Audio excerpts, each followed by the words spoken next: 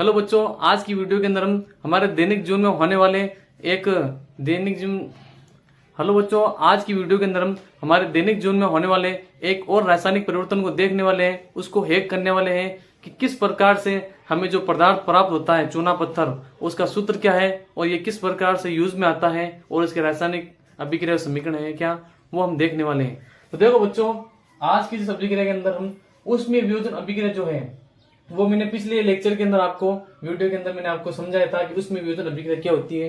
आप चाहो तो ये भी अभिक्रिया याद रख सकते हो, दोनों सेम ही है। उष्मा के द्वारा की गई वियोजन अभिक्रिया को उसमें वियोजन अभिक्रिया कहते हैं। समझ गए बच्चों?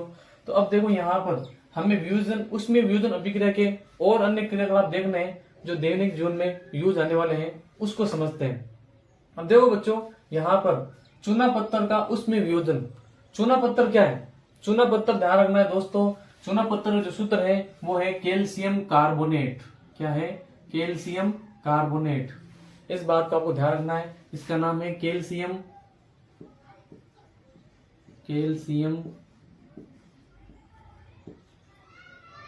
कार्बोनेट। क्या नाम है दोस्तों? Calcium carbonate. ये हो गया कैल्शियम कार्बोनेट। ध्यान रखना है, इस पत्थर को हम क्या बोलते हैं? संगमरमर भी कहते हैं। क्या कहते हैं? संगमरमर भी इसको कहते हैं। संगमरमर इसको कहा जाता है। एग्जाम में क्वेश्चन आ सकता है संगमरमर का सूत्र क्या है, तो आपको ध्यान रखना है कैल्शियम कार्बोनेट का है। अब दोस्तों, ये जो पदार्थ है वो अत्यधिक मात्रा के अंदर कैल्शियम जो कार्बोनेट है वो मकराना के अंदर मिलता है, एकदम व्हाइट मार्बल, प्योर मार्बल मिलता है।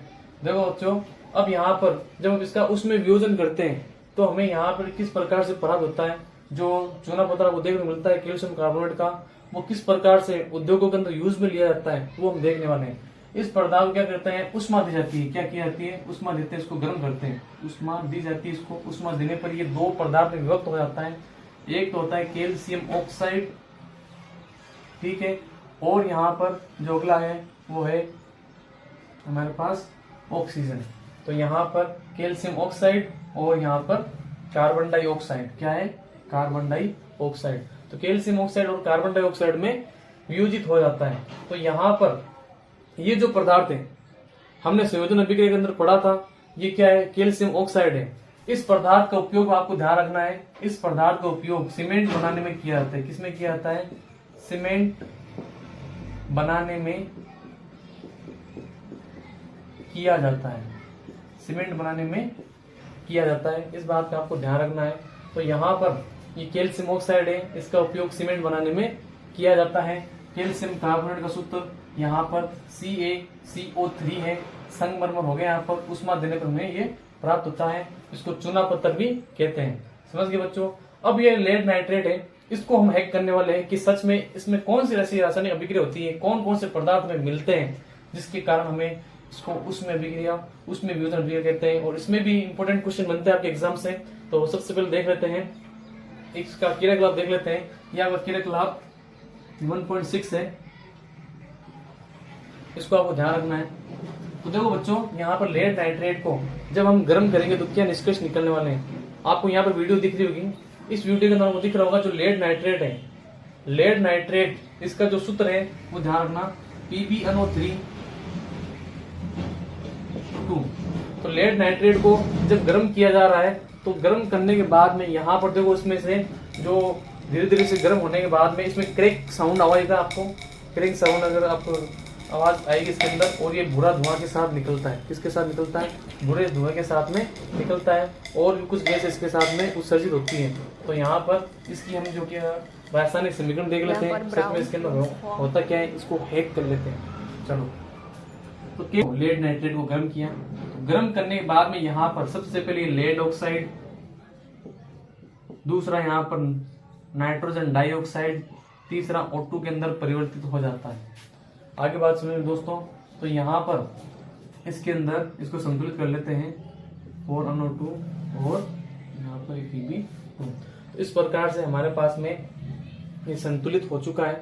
और संतुलित होने के बाद में देखो दोस्तों, लेड नाइट्रेट को हमने उष्मा दी, उष्मा देने के बाद में ये वियोजित हो गया, भूरे रंग का धुआं निकलता हुआ आपको दिखा होगा।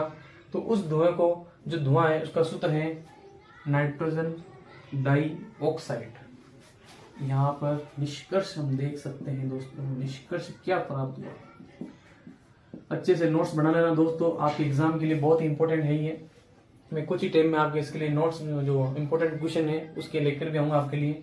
निष्कर्ष क्या निकला, उष्मा देने पर अभिकारक क्या हो गया,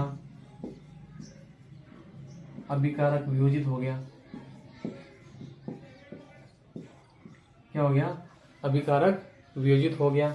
और अगला हम देख सकते हैं इसके अंदर, यहाँ पर उसमें वियोजन के अंदर हम ये देख सकते हैं कि ऊष्मा देने पर अभिकारक क्या हो गया, वियोजित हो गया। वियोजित होने के बाद में यहाँ पर एक हमें नाइट्रोजन डाइऑक्साइड का, नाइट्रोजन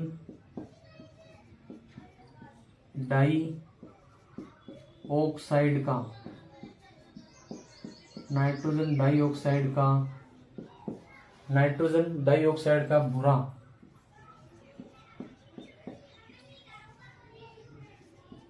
धुआं निकलता है। चलो दोस्तों, आज की वीडियो के अंदर हमने अच्छे से इसको समझा कि कैसे हमने लाइफ के अंदर ये परिवर्तन को देखने मिलते हैं। जो चूना पत्थर है कैल्शियम कार्बोनेट, इसको हमने वियोजित करना सीख लिया। और उष्मा देने पर यहाँ पर ये कैल्शियम ऑक्साइड जो फैक्ट्रियों के अंदर काम में आता है, ध्यान रखना है। कैल्शियम ऑक्साइड क्या होता है इसका सूत्र, कैल्शियम ऑक्साइड, कैल्शियम ऑक्साइड। ये तो अपनी कार्बन डाइऑक्साइड है, ऑक्साइड है। इस प्रकार से इस वीडियो के अंदर हम देख सकते हैं कि रासायनिक अभिक्रिया और समीकरण के अंदर उष्मीय वियोजन अभिक्रिया किसे कहते हैं। उष्मा के द्वारा की गई वियोजन अभिक्रिया को उष्मीय वियोजन अभिक्रिया कहते हैं। इसके अन्य उदाहरण, चूना पत्थर को उष्मा देने पर कैल्शियम कार्बोनेट उष्मा देने कैल्शियम ऑक्साइड में परिवर्तित हो गया। लेड नाइट्रेट को हमने गर्म किया, गर्म करने पर यहाँ क्या देखने मिला, लेड नाइट्रेट जो था वो लेड ऑक्साइड और नाइट्रोजन डाइऑक्साइड और ऑक्सीजन में परिवर्तित हो गया। निष्कर्ष में हम यह लिख सकते हैं, उष्मा देने पर अभिकारक वियोजित हो गया, नाइट्रोजन डाइऑक्साइड का बुरा धुआं निकलता है। इस प्रकार से हमने वीडियो को समझ लिया। दैनिक लाइफ के जो परिवर्तन होते हैं इसको हमने हैक करने की कोशिश की। अच्छा खासा आपको समझ में आएगा। वीडियो अच्छी लगी तो लाइक और शेयर जरूर कीजिएगा दोस्तों।